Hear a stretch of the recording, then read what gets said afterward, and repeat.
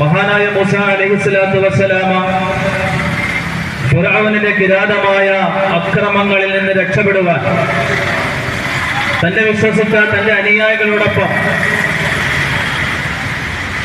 Nile നദി കടന്ന് അള്ളാഹുവിന്റെ നിർദ്ദേശപ്രകാരം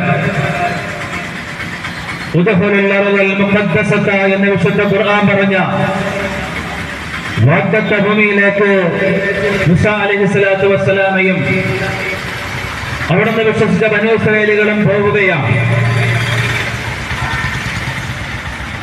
അവിടുന്ന് അവർ ചെന്ന് കയറിയത് ഈ ഫലസ്തീനിന്റെ മണ്ണിലാണ്. അവിടെ അവർ കാലങ്ങൾ കഴിഞ്ഞുകൂട്ടുകയാണ്. മൂസ അലൈഹിസ്സലാത്തു വസ്സലാമയുടെ അനുയായികളാകുന്ന അന്നത്തെ വിശ്വാസികളാകുന്ന ബനൂ ഇസ്രായേലുകൾ, നമുക്കൊക്കെ ചരിത്രമറിയാവുന്നത് പോലെ മൂസ അലൈഹിസ്സലാത്തു വസ്സലാമയുടെ കാലം തൊട്ട് അനുസരണക്കേട് കാണിച്ച് ശീലിച്ച ആ സമൂഹം, മൂസ അലൈഹിസ്സലാത്തു വസ്സലാമയുടെ പ്രവർത്തനങ്ങളെ തള്ളിപ്പറയുമൊക്കെ ചെയ്ത ആ സമൂഹം അവിടെ കഴിഞ്ഞുകൂടിയതിനു ശേഷം പിന്നീട് പല രാജ്യങ്ങളിലേക്ക് അവർ ഛിന്ന ഭിന്നമായി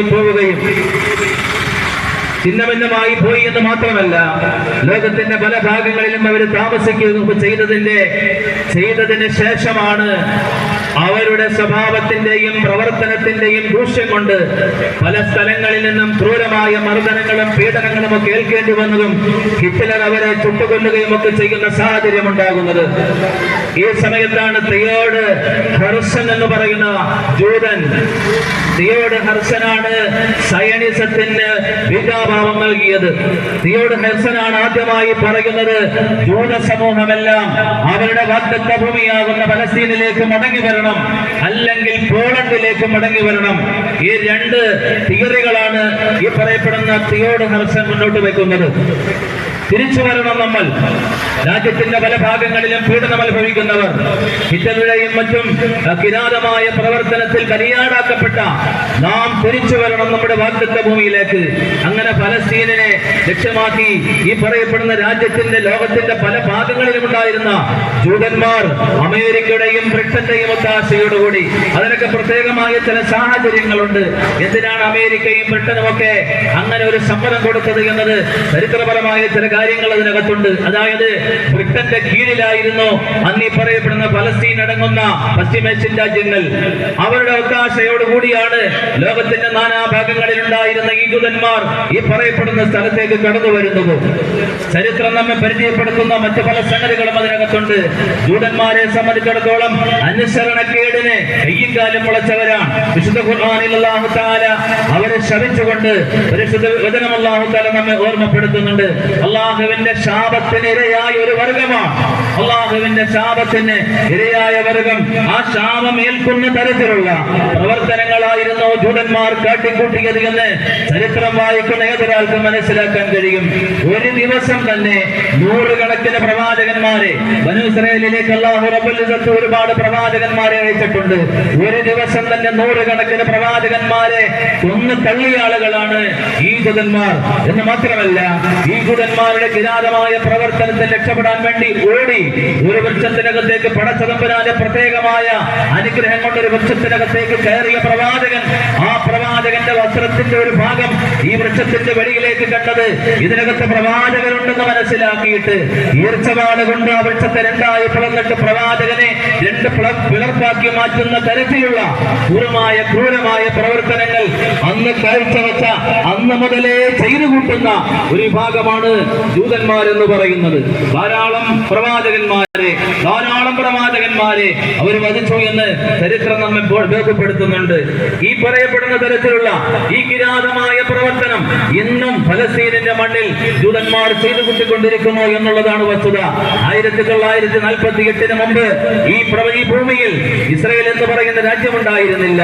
അതിനുശേഷം ബ്രിട്ടന്റെയും അതുപോലെ അമേരിക്കയുടെയും ഒത്താശയോടുകൂടി അവിടെ താമസിച്ച 1948 മുതൽ തുടങ്ങിയ ഫലസ്തീനിലെ പാവപ്പെട്ട കുഞ്ഞുങ്ങൾക്കെതിരെ കിടന്നുറങ്ങാൻ തലചായ്ക്കാൻ ഇടം കൊടുത്തവനെ ആട്ടിപ്പുറത്താക്കുന്ന ഏറ്റവും നെറികെട്ട പ്രവർത്തനം കാഴ്ചവെച്ചിട്ട് 1948 മുതൽ തുടങ്ങി ഇന്ന് 2025 അവരുടെ നരമേധം അവിടെ തുറന്നുകൊണ്ടേയിരിക്കുകയാണ്.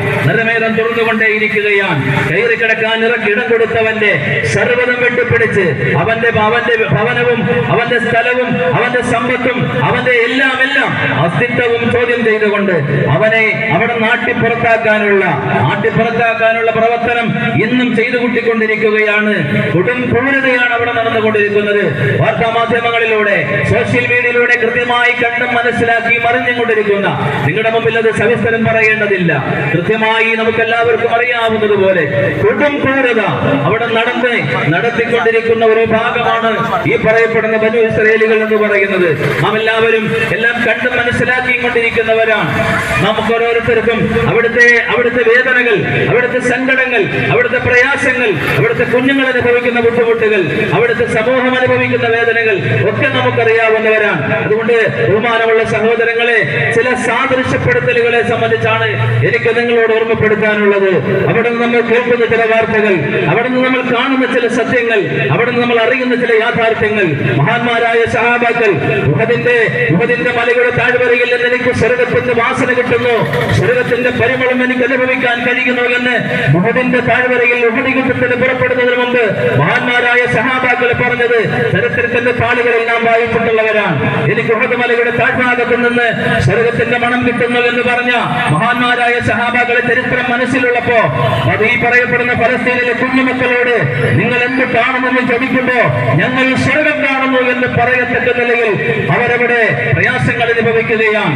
ഗസയിലെ കുഞ്ഞുങ്ങൾ പറയുന്നുണ്ട് ഞങ്ങൾ സ്വർഗം കാണുന്നു എന്ന് മഹാന്മാരായ ആ കുഞ്ഞുങ്ങൾ നമ്മളോട് പറയുകയാണ്, ലോകത്തിനോട് പറയുകയാണ്. നിങ്ങൾക്കറിയുമോ ഖന്തഖ് യുദ്ധത്തിൽ, നമുക്കറിയാം ഖന്തഖ് യുദ്ധം നടക്കുമ്പോ ആദരവായ പ്രവാചകനും അനുയായികളും വിശപ്പിന്റെ കാഠിന്യത്താൽ നേരെ നിൽക്കാൻ കഴിയാത്തത് കൊണ്ട് അവിടുത്തെ ഭയപ്പെട്ട് കല്ല് വെച്ച് കെട്ടുകൊണ്ട് അവിടെ പണി ചെയ്ത ഖന്തഖ് കുഴിച്ച ചരിത്രം നാം ഓരോരുത്തരും വായിച്ചിട്ടുള്ളവരാണ്. ഇന്ന് ഗസയിലേക്ക് നാം ഒന്ന് കണ്ണോടിച്ച, ഗസയിലേക്ക് നാം ഒന്ന് നോക്കിയ, നേരെ നിൽക്കാൻ കഴിയാത്തതിന്റെ പേരിൽ, പട്ടിണി കിടന്നതിന്റെ പേരിൽ, വയറൊട്ടിപ്പോയതിന്റെ പേരിൽ ഈ ആമാശയത്തെ ഒന്ന് നേരെ നിർത്താൻ കല്ല് വെച്ച് കെട്ടിക്കൊണ്ട് അവിടെ നിന്ന് ജീവിക്കുന്ന ഗസയിലെ പാവപ്പെട്ട ജനങ്ങളെ നമുക്ക് കാണാൻ കഴിയും. നമുക്ക് ഖന്തഖ് ഓർമ്മ വരണം, പ്രവാചകന്റെയും സഹാബാക്കളുടെയും ആ ചരിത്രം നമുക്ക് ഓർമ്മ വരണം. വയറ്റത്ത് കല്ല് വെച്ച് കെട്ടിയ, 2 കല്ല് വെച്ച് കെട്ടിയ പ്രവാചകൻ, മഹാന്മാരായ സഹാബാക്കൾ 1 കല്ല് വെച്ച് കെട്ടിയത്.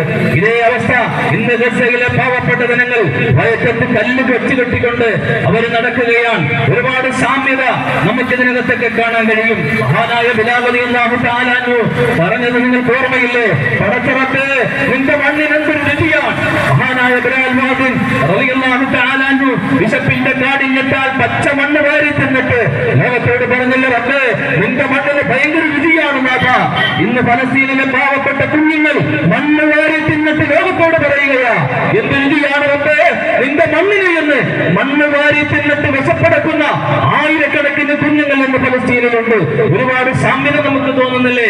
ബിലാൽ റളിയല്ലാഹു തആല അൻഹുവിനെ പോലെ എന്റെ പൊന്നു സഹോദരങ്ങളെ, അവിടുത്തെ ഒരു പെൺകുട്ടി പറഞ്ഞില്ലേ, നിങ്ങൾ വെടിവെക്കുന്നുവെങ്കിൽ ജൂതപിശാചുക്കളുടെ നേരെ നോക്കി പെൺകുട്ടി പറഞ്ഞു, നിങ്ങൾ വെടിവെക്കുന്നുവെങ്കിൽ എന്റെ ആമാശയത്തിലേക്ക്, എന്റെ വയറ്റത്തിലേക്ക് നിങ്ങൾ വെടിവെക്കണം. ആ വെടിയുണ്ടെങ്കിലും പോയിട്ട് എന്റെ വയറിന് ആശ്വാസം ഉണ്ടാവട്ടെ എന്ന് ഫലസ്തീനിലെ പെൺകുട്ടികൾ ലോകത്തോട് നോക്കിയിട്ട് പറയുകയാ, നമ്മളോട് നോക്കിയിട്ടാ പറയുന്നത്. ബഹുമാനമുള്ള സഹോദരങ്ങളെ, ലോകത്തൊരു പള്ളിയിലും നടക്കാത്ത ഖുതുബ ഫലസ്തീനിലെ ഒരു പള്ളിയിൽ നടന്നു.